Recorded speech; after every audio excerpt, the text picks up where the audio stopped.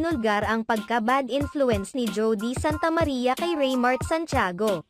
Ikinagulat ng mga netizens ang pagsisiwalat ni Claudine Barreto sa harap ng mga press people na bad influence umano ang kasalukuyang karelasyon ngayon ng kanyang dating asawa na si Raymart Santiago, na walang iba kundi ang aktres na si Jody Santa Maria. Nitong November 15, Miyerkules ginanap ang media conference para sa panibagong GMA series na The Lovers Liars na pinagbibidahan ni Claudine Barreto. Naitanong kay Claudine Barreto sa nasabing media conference ang relasyon nila ngayon ng dating asawa na si Raymart Santiago.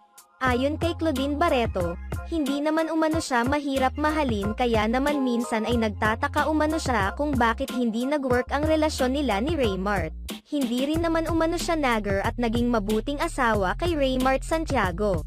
Masaya akong asawa. Mabuti akong asawa, pahayag ni Claudine.